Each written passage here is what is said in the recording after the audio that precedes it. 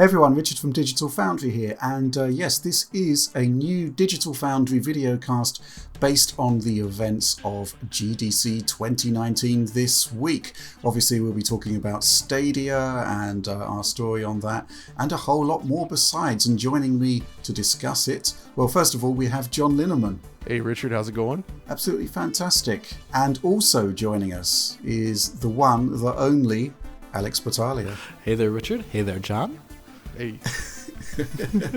Well, let's get the greetings all out of the way and we're good to go. So let's talk. First of all, I guess the big announcement was Stadia, Google Stadia, the new streaming system. And yeah, very good presentation, I thought. Obviously, it was kind of almost surplus to requirements to me because I'd been at Google the week before to see it and test it. But yeah, obviously I have my opinions, having been hands-on with it. Hopefully I can provide a bit more insight. But yeah, I'm kind of curious to see what you guys made of it. So John, let's go first with you. So yeah, I think it's a fascinating technology with some potential issues that I'm very curious to see how they solve. So, you know, for me personally, I am a collector, so I'll say it straight up front. Like, I'm not that interested in game streaming from a personal standpoint, but I could see it being useful for multiplayer focused games.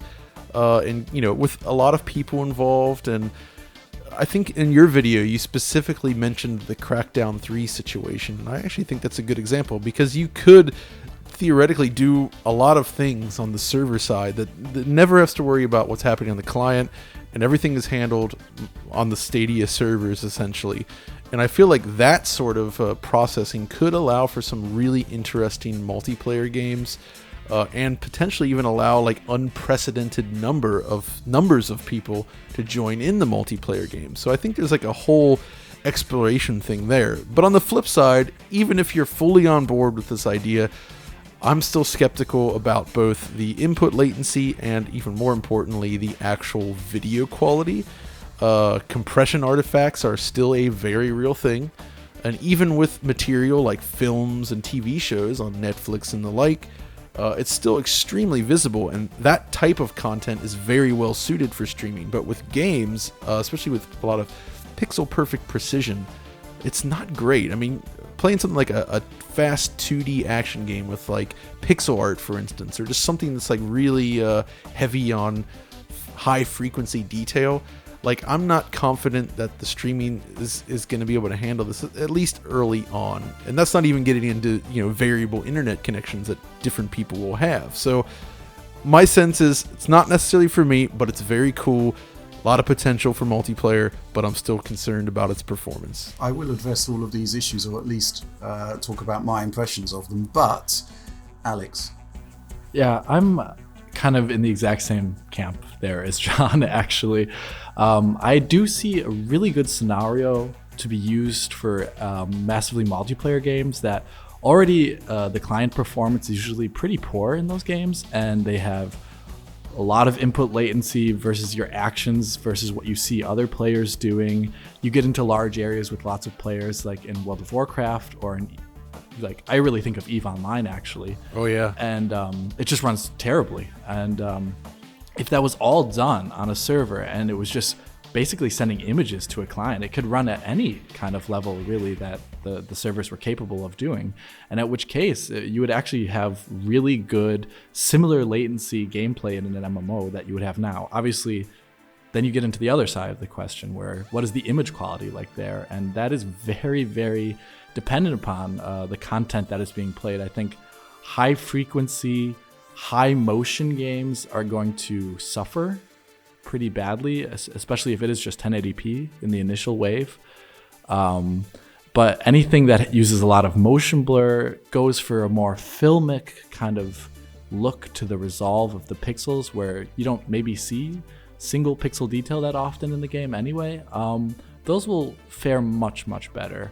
I'm also a bit curious about games that are dark, that have high contrast, because just from working with videos here, there's been times where I want to show how kind of, like, I don't know, the gradation between colors or something like that. And I look at YouTube and it's just like this pixelated mess as after it's uploaded to YouTube. So though that kind of content, I'm a little worried that it'll look kind of grimy and gross in comparison to how it could look natively on your screen.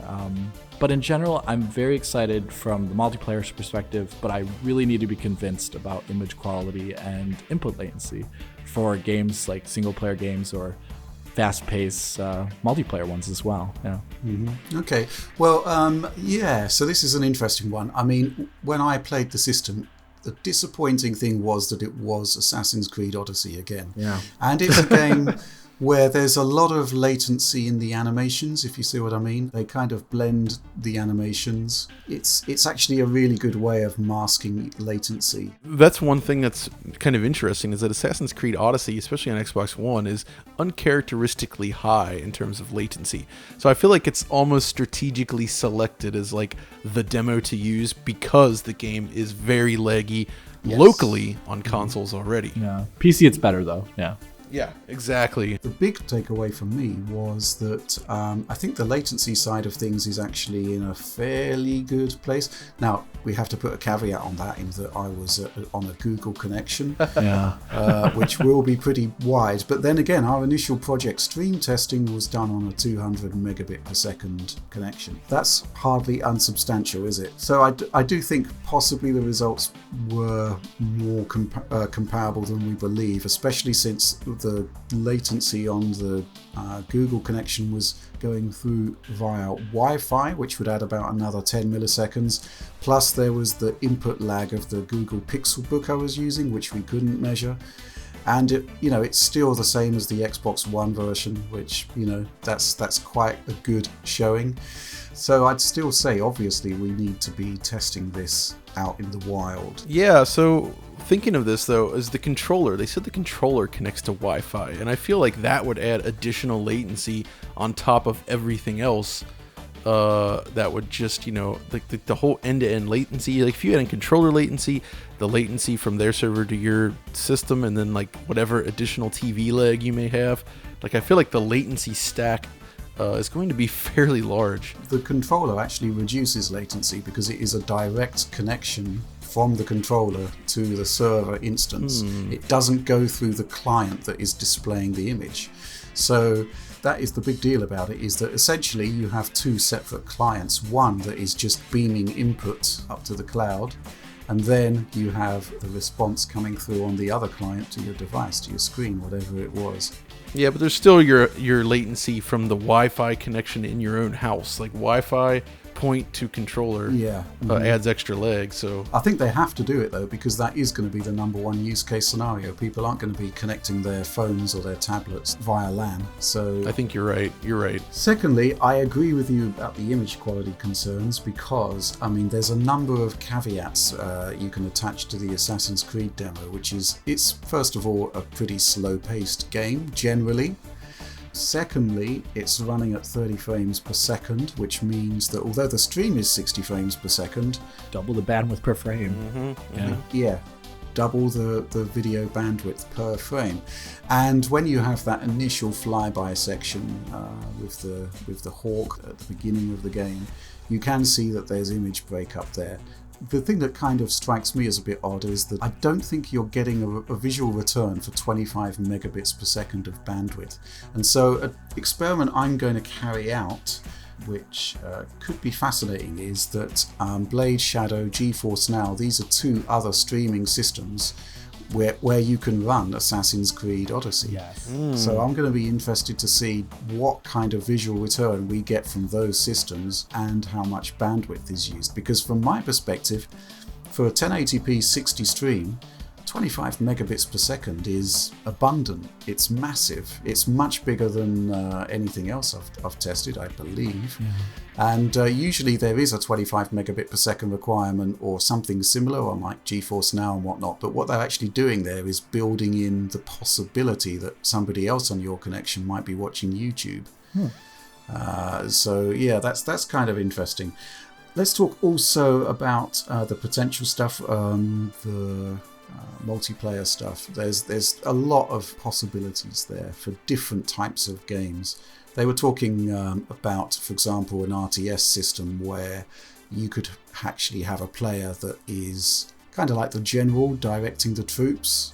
And all of the troops are individual players. All of the units in the field are individual players, which could work. I mean, the bottom line is that if you consider the way multiplayer works right now, basically there's only a very narrow window of bandwidth between the dedicated server and the client. And if it's a P2P, it's even less. The bandwidth available to talk to every other player in the instance is going to be even thinner. So this basically restricts the complexity of the simulation, the amount of players, you name it, and having everything in the cloud on the same system effectively, peer-to-peer, almost, is potentially incredible. But what it does mean is that you're going to have to need a bespoke system for Stadia, which is very, very different from the reality of multiplats at the moment, which kind of have to accommodate the lowest common denominator.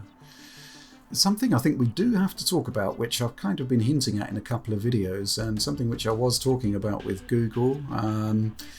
Basically, if you look up patents by ZeniMax, id Software have developed a cloud streaming system that has what you might call client-side prediction, which is mind-blowing. Essentially, the way it works, as far as I can gather, is that essentially the motion vectors that are used in H.264 compression are kind of spoofed. Different versions of the motion vectors are sent from the server to the client, depending on possible outcomes using the controller. So essentially, if you press right on the controller, then the motion vectors for that are already banked, and it can essentially cover up some of the latency. It's kind of like a sort of cloud gaming version of Quake World almost. Remember, that was the kind of big revelation in client-side software, was that this client was actually involved. This is an example of developers who know what they're doing, who can actually take a look at the technology and basically exploit it to get better results. Now, obviously, we need to test these results. Maybe it will be in Doom Eternal, who knows? But the bottom line is that, as I understand it, it's good for kind of smoothing over unreliabilities, jitter in the internet connection, and apparently also it can basically bridge the gap of around 50 milliseconds of latency before the quality is too bad. So, yeah, that is something that which we're going to have to look into and possibly take a closer look at those patents. So like predictive input based upon what you did in the previous frame. Yeah, that's what it sounds like. Okay. Yeah, and potentially what you could do based on the controls that are available to the player. It just sounds mind-bending to me, but it is by id Software, and these guys kind of know what they're doing. I mean, I guess we should also talk about just the specs and the advantages that the cloud has. Yeah. Right, what we do know is that it has, it is essentially a Linux PC using the Vulkan API for graphics. But a lot of people seem to think that it's some kind of remote desktop that they can gain access to. Yes. It's like, Steam has got Photon, I can run all my Windows games on it. It's like, no, that you have no desktop access whatsoever. But what this does mean is that, they're talking about booting a game in 5 seconds. And especially when they're talking about the save state stuff where you can actually load into somebody else's game. I think what they're actually doing, what they must be doing, is dumping off the system memory and then restoring that 16 gigs of RAM. So you can start off wherever you want, and secondly, you can start off on the title screen in a much sort of faster loading fashion than if you were actually loading from scratch, which again is kind of fascinating. Yeah, it really is, and there is a lot of potential there for that. And honestly, having beyond that aspect, just the fact that they're using SSDs, I guess, as the storage medium on these servers, I believe that's right. Yeah. Yeah. I mean, that is a leg up in terms of just overall loading performance that games will have, because I don't see how they could include large SSDs in next generation console boxes you buy for your living room just due to cost. Yeah. So, loading in general could be an advantage that this has beyond the memory state stuff, which again, that is an interesting idea. So like, I appreciate that they're trying to minimize that sort of waiting. By the way, did you see any sort of interface on any of this? Is there like a front end OS level style thing? The answer is I don't know, because essentially the interface I had was very similar to Project Stream, where you just had like very basic artwork of the titles. You just moused over it and pressed a button, and away you go. I actually only saw stuff like the YouTube integration pretty much when the keynote started. I hope it is a bit more impressive than just having a play button when a trailer finishes, because that was a bit lame, I thought. Just thinking about it, it's Linux Vulkan.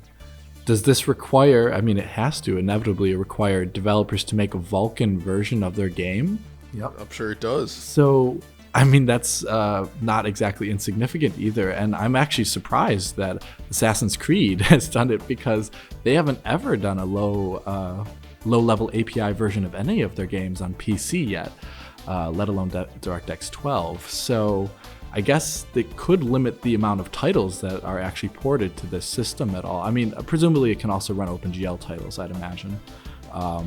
But that's also a pretty limited amount, because there's not a lot of Vulkan games out there already. And the only way you can play things through Vulkan is by using Proton right now. And that has its own set of caveats. So I would imagine the game selection is going to be very limited initially. But you could also have the very strange scenario where if it's a very CPU limited game, it could run better through Stadia, like Assassin's Creed, than it does on most PCs, actually. Well, that's the other thing, is that there's a GDC presentation by the Ubisoft guys about how they ported Assassin's Creed Odyssey to Stadia. I haven't seen that yet, so I'm kind of looking forward to seeing what they're doing there, because you're right, the PC side of things, it's using DX11, and the CPU utilization is nuts. It's off the charts. And I was thinking to myself, well, when we first played Project Stream, maybe that is why the Stadia version is running at 30 frames per second. I just kind of want to make a dig really quickly. It's running at 30-ish frames per second. They use the in-game frame cap there, so it has frame pacing problems. Yeah. They really need to be running at 60. I think the objective is to run the games at 60, simply because you get, based on Assassin's Creed and other titles, you get a 33 to 50 millisecond latency advantage simply by running the game simulation faster. Yeah. So that is going to be a thing. I guess we should talk about the specs as well, because we've got a CPU which they won't tell us the vendor of it, but if it's not Intel, I'll eat my hat. And they've got a GPU which is from AMD, which bears an uncanny resemblance to Vega 56. Oh my. Yeah, it's got 56 compute units, running at 10.7 teraflops, so you can kind of reverse engineer the numbers. So we're looking at 1495 megahertz or something similar to that. And of course you have the SSD storage, and you've got, this is the kind of fascinating thing from my perspective, even though it's got a discrete CPU and GPU, it's got a shared pool of memory, HBM2, 484 gigabytes per second, which is again the same spec as the modules on Vega 56. So the bottom line is we've got a 10.7 teraflop GPU here, possibly older technology. I mean, the Assassin's Creed demo was running on actual Stadia hardware at the tail end of last year, so I can't see it being a newer architecture, but who knows. And I mean, I guess the question is this our first taste of next gen? Well, so it's interesting then that we're talking about Assassin's Creed Odyssey, because having essentially what looks a little worse than the PC version running at 30 frames per second of that game doesn't sound like next gen to me. Right. But at the same time, you're right, in terms of hardware, yes, it is a significant leap, and theoretically, yes, this could represent that. It's just that I don't think that we're looking at games, or I don't know which games Stadia would run that could even really give us a taste yet. Like, I don't think we're at the point where we're going to see that. But then this launches at the end of the year. Are we just going to be getting a PC-like experience in terms of visuals, or is it even going to match that? And at the same time, Vega 56, that's what was used for the CryEngine ray tracing demo, right? Yeah. So there's potential there for a sort of software-driven ray tracing. Yeah. So there is a lot of potential in that hardware spec, and on paper it does sound a lot like what could conceivably be a next-gen console, possibly even above in some areas. But at the same time, like, I'm curious to see like where the differential between the next machines will be. I mean, this gen, it's mostly been about resolution. Will it be that way again? And if it is, you're obviously going to lose some fidelity as a result of the video compression, right? So what you gain in some areas might be lost in others as a result of the delivery method. So it really is a curious thing, and especially with Google themselves, thus far at least, sort of drawing comparisons with current generation machines rather than next gen. Yeah. Well, to be fair, they don't know what the next gen machines are going to be. They don't know, but they could have said, Google Stadia hardware is like designed to target, what we think is next generation platform. You know what I mean? Like, if they're entering the race, they have every right to throw around the word next generation. I think they could say, yeah, we're starting next generation with this hardware. But they didn't really do that. Because if they are basically putting it against the current PC experience and the games that have been demoed, whatever they may be, all of them, Assassin's Creed, are basically just the PC versions of the game. It doesn't sound that next gen other than its hardware spec. But I'm curious if there's going to be Stadia exclusives or that also maybe have a PC port or something like that. That would be interesting to see, because that amount of power behind a game developed exclusively for it would look generationally different than what you'd see than the current gen. Obviously, it's a bit different if you look at the Pro consoles. Always, that's gonna confuse us so much next gen, I think. But I guess it could be considered next gen at the way it is. But I really just want to see what they're going to be doing with image quality. That's kind of where I am right now. Yeah, I've got some notes about this. They're talking about 4K 60 streaming, and in terms of GPU power, they're talking about Doom Eternal running at 4K 60, which is pretty awesome. But at the same time, 4K 60 at doing what? Because Doom 2016 is a pretty convincing 4K presentation on the Xbox One X. Mm-hmm. Yeah. So it's got to be locked 4K. And it's got to have, more visual features than the X version. But at the same time, I just don't see the point. Yes, there could well be some advantages in delivering a 4K video stream, but I think that any form of compression is going to be much more invasive than a reconstruction technique. Yeah. So why not use reconstruction instead and actually just make the games more visually complex and exciting and challenging? Yeah, right. The bandwidth utilization that they would use at 4K is staggering. Yeah, what is the numbers for that? What are the requirements to hit 4K 60? They won't tell me. It was just, it will be higher, and they want to get 1080p lower, and then they dropping 8K into the mix, which is just let's just park that for the moment. We're just not there. I mean, even like the fastest GPUs in the market are not that viable for 8K, so come on. Mm-hmm. Yeah. There was also rumors of another demo of them stacking GPUs for performance as well. It was in the keynote, so you could see it. Yeah, it was the 3D Mark demonstration where they had basically they were running like, I think it was fluid physics and other things on separate GPUs.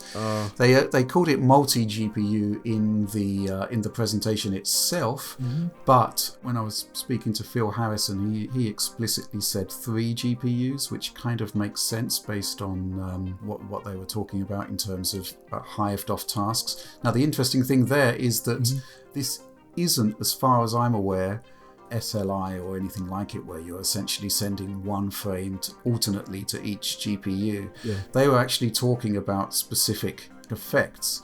Offloading tasks, and Google calls this elastic compute. They say that they can bring in more CPU power and more GPU power based on the complexity of the project that the developer wants to do. But I do think people might be thinking SLI here, where essentially you're doubling render power.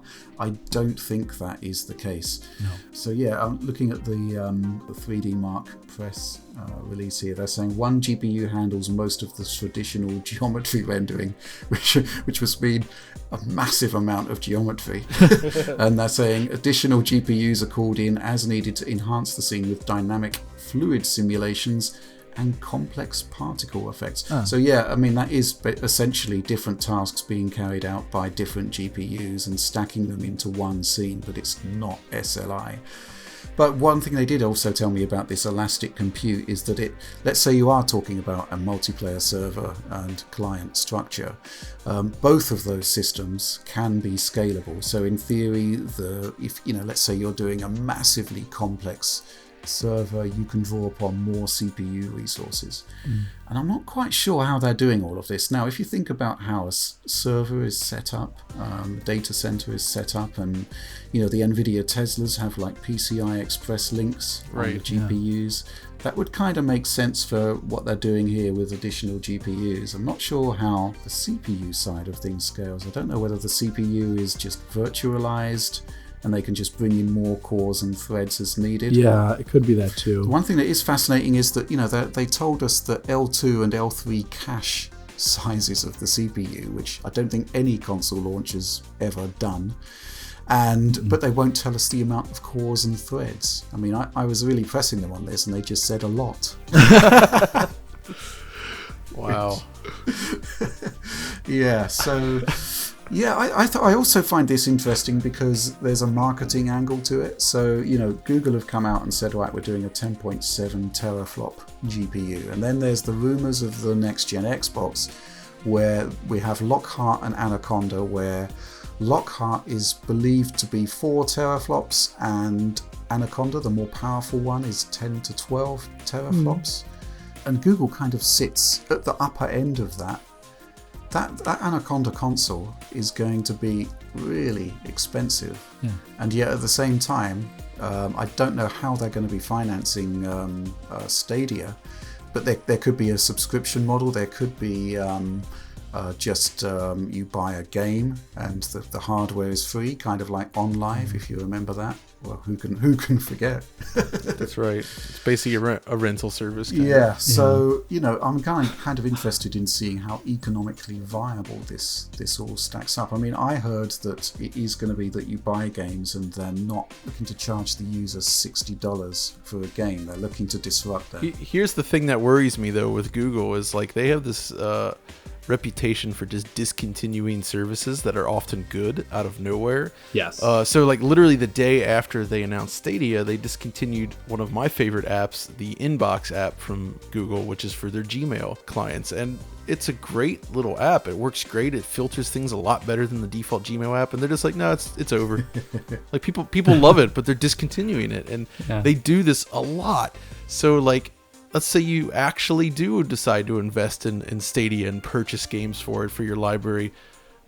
Can we truly trust that they're going to leave all this stuff running? I mean, what happens down the line? Are you just out all of that money? Like, that's a real issue for me. I mean, I do like to purchase my actual games physically, of course, but even if you're all digital, like we haven't really had a situation where this could occur. I mean, I guess Nintendo shutting down the Wii Shop shut down, so yeah, you're kind of screwed there. But yeah, like Google does have this notoriety for a reason, so like that concerns me as well. I think also maybe we're just looking at it a little bit too much from our perspective here with people who like to own games forever and like physical games. Me less so, but definitely you, John. Maybe this is just for that family where their child wants to play games, and instead of buying an entire console and the entire ecosystem and all these things, all you do is buy a controller and you're all of a sudden playing games, and the kid maybe doesn't have the wherewithal and the attention to actually care about things like image quality and input lag. Well, we need to talk about audience for sure, because I don't think it's just children. No. Because if you look at Netflix has basically killed the DVD market. Yeah. Spotify music streaming services have basically wiped out CDs in terms of volume sales. Yep. And that is the model that they are 100% aiming for, that you don't own anything, that everything is in the cloud. Now, there are pros and cons to this. The pros being that, every time I turn on my Xbox, I've got either a 400 megabyte download to get to the system, or a 3.6 gigabyte download just to get to the system, which is insane. So, the concept of not having instant access to games. Secondly, the whole loading time thing, it's just, it's not good. Let's not discount Switch, by the way, because Switch, I have to throw my hat out for this one. Everything is fast. When it's firmware time updates, it literally takes like 15 seconds. When a game has an update, it's very quick. You can still play regardless. Everything about that experience is super quick, and you can buy games on cart. So I feel like they've done an excellent job of like tackling everybody's needs with the Switch in a way that maybe the Xbox One has not. Yeah, but it is a different tier of product, isn't it? It is primarily a handheld system. True, but it's still large games, and it's nice that the Wii U was technically less capable, and that's a nightmare to update. It's like you're spending hours just dealing with that. Well, I'll give you an example here. It can improve. Forza Horizon 4, it wanted to download the game again from scratch suddenly the other day. 66 gigabytes. Oh, great. And it's like, yeah, no thanks. What if I wanted to play Forza Horizon 4 at that point? There is essentially a different tier of user that kind of would prefer instant access over absolutely pristine quality. We can talk about latency actually, because we haven't really done it in too much depth. This is an interesting one from my perspective because there are so many aspects of latency in the overall pipeline. I think you mentioned something about this earlier, John. Now, in the absolute pristine best case scenario, you have got a 144 Hz screen, 240 Hz screen. You're using keyboard and mouse. You have got the tools for absolute precision control where you can feel and see the difference. However, I think that there's a massive grey area that opens up as soon as you switch to a standard joypad. And I also think that the average person who's out there playing on their Xbox probably doesn't even have game mode engaged on their 4K TV or their 1080p TV. Just going to make this even worse. That's if they're playing on their TVs, though. That's true. Because it's far more likely that they're going to be on, mobile devices and laptops. I did actually play Assassin's Creed on several client devices. So I played it on TV. I played it on Google Pixelbook. I played it on my Mac, which is a 13-inch. And I played it on a smartphone connected to a kind of Razer joypad clamp thing where you stick in your phone and you're good to go. And this is interesting because I didn't think the image quality held up to anything like the same degree as a local experience on a massive 4K screen. I mean, that makes sense, right? However, on the Pixelbook, which is quite a small screen, it was perfectly playable and looked good. Similarly on my 13-inch Mac, I mean, image quality also on the phone was pretty amazing. The smaller the screen, the smaller the artifacting is, which obviously. But the thing that I did find with the phone, which I'm not sure the likes of Google or Microsoft are actually thinking about this at the moment, but the UI was way too small to be kind of legible on a essentially you're looking at an experience that was designed for a living room display, and when you're playing on a 6-inch phone screen, you can't really see what's going on. It's not tailored. This is a problem on Switch too, by the way, with some games that are ported over. They don't work well on the smaller screen. Definitely. I actually found the sweet spot to be the two laptops, the Pixelbook rather, and my Mac, where essentially, 1080p at 13 inches, even with compression artifacting, look pretty good, I have to say, and even better on the Pixelbook, which has a smaller screen, so the imperfections are less noticeable. Right. So I think there is kind of like a best way to play, and I'm not sure it's a living room TV, and I think they're kind of looking forward to 5G and to mobile devices and gaming on the go wherever you want. I think that's the kind of end game. That's why they're looking at 25 megabits per second and saying, well, that isn't too bad, even though a lot of home internet connections can't support that. Yep. By the time it's gained traction, 5G will be out, and you're looking at 100 megabit downloads on that at the minimum from what I've seen. I was at a demo where I saw 350 megabit per second. Wow. Yeah, I played Fortnite on GeForce Now on it, and it wasn't bad at all. But I think that's the end game, really. So yeah, there's a lot of different variables in latency and in image quality that could make this play out. But I think the important thing is that so long as PlayStation and Xbox are about, and as long as PC is as massive as it is, the local experience isn't going away. Good. If you want it, it will be there for the vast majority of games. But there will be games that you can only play on the cloud. And we're kind of heading towards that kind of now, where you have, you can buy a copy of Destiny, a physical copy of Destiny, but what's the point? Exactly. That's why this is great for multiplayer games. That's what it's all about. Yeah. Not for single player. No thanks. Well, I'd say we need to give it a thorough sort of going over once it's actually here. So yeah, that's Stadia as we see it right now. I'm kind of really looking forward to going hands-on with it in my own home on a range of different connections. But obviously it is GDC week. There's a lot more going on. So what has caught your eye? Alex, why don't you take it away? This one's easy. It's ray tracing. It's always ray tracing. Okay, right. Yes, ray tracing. I should have guessed. I guess there's two really big things. The first one was initially, before GDC started, Crytek showed off a real-time ray tracing demo running on a Vega 56 that obviously doesn't have like the RT core that Turing has. So that was basically a hardware agnostic version of ray tracing. It was very specific. Looking at the demo itself, it just covered reflections and it looked like only perfect mirror reflections, but it at least gave us that sense that yes, AMD is thinking about ray tracing, I hope, and that it's also possible on other hardware type. Maybe the degree of fidelity could be different in the end and the performance level will be different, but that was just really exciting to see from my perspective, and I hope it gives us a sense at what next-gen consoles could maybe be doing. Limited ray tracing, yes, very specific type. Maybe it could just be for one game or something like that, not blanket across all of it. And the second thing that really caught my eye at GDC was this is actually from GTC, which was running parallel at this point in time, was NVIDIA announcing that ray tracing is going to be coming to normal Pascal and Turing GTX cards. So you could run DirectX ray tracing games and probably Vulkan ray tracing games as well on your GTX 1060, your GTX 1080, or your GTX 1660. Yes, your 1060. Yeah. I think run being the operative word. Yeah, run. Yeah. You can execute the executable. Yeah, I'll talk about that in 1 second. Also, the second thing, too, was kind of this announcement of looking at an old game, Quake 2 here, and spicing it up with new ray tracing effects, and it looks gorgeous.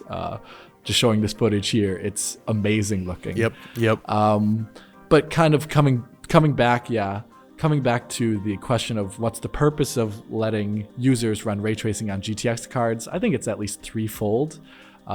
There's one, allowing developers to have a broader market, so they can actually, it's more worthwhile to incorporate ray tracing in your game at that point. And also, since it's such a lower end experience, probably it'll run worse, they can maybe focus on optimization more. The second thing is a bit more cynical, and it's these GTX users need to see what's happening so they can buy a new video card eventually. And I think that it makes a lot of sense from a business perspective. Getting a preview of next gen essentially and wanting those RTX cards. And the third one is because I think AMD is going to be doing something very similar very soon. That Crytek demo running on an AMD, Vega 56, they're probably going to offer driver implementation of DXR very soon on their GPUs, I imagine. And at which point, NVIDIA can counter it. And in the end, it's not going to run very well. If you look at the numbers for Metro, it's actually really poor experience probably. But more people can see it, and I hope people more appreciate it now and are not as, I guess, trolly about what ray tracing really is. How about you, John? You see anything interesting? Yeah, well, I mean, obviously the ray tracing stuff is great. The Quake 2 demo specifically, well, just the promise of old games with ray tracing, that sounds silly, but that's just unbelievably cool to me. Quake 2 is a great place to start, but I want to see Quake 1, I want to see Unreal, Half-Life, plenty of others from that era. I think ray tracing in simplistic old school graphics is very cool to look at, and it also shows how important lighting is. Yeah. Lighting, shadows, reflections, all that kind of stuff, because it can make them look amazing, which is awesome. So that is obviously a big one for me. I was also impressed with some of the other demos out there, like they did the Heretic demo for Unity to showcase its sort of high-end rendering capabilities. It's not a ray tracing demo or anything, but it's phenomenally detailed. The artists and designers on that project did a really good job. Do check that demo out. It's super cool. And then the other two things I didn't really get to see yet, but they excite me, and I hope it's available online at some point. One, there was a retrospective presentation with the original creators of Panzer Dragoon 2 and Saga that happened at GDC, and I really hope that goes online at some point because it seems like a super interesting talk. And then there was also, I guess, sort of related to all this, they announced Vampire the Masquerade Bloodlines 2, which is super exciting because I'm a huge fan of the original. So yeah, that's kind of the big things for me. That really picked my interest. Yeah, interesting lack of input from Microsoft on just about anything there. I think they're keeping their powder dry for E3. Yeah, I think Phil sort of suggested they're going to go big at E3, so we'll see what they do. Good stuff. Well, I think we're going to leave it there. I hope you enjoyed this video cast. Thanks so much for joining me, guys. Sure. Yeah, of course, Richard. It was great. Why am I thanking you? I don't know. Quake 2. Quake 2, yeah. We'll be looking at Quake 2, the new RTX version, as soon as we possibly can. Emails have gone out to NVIDIA, don't worry. Anyway, we're going to round it off here. Please do like and subscribe if you enjoyed this little discussion. And of course, as always, please ring the bell for instant notifications whenever a new Digital Foundry video drops. That's all from us for now. Thanks for watching.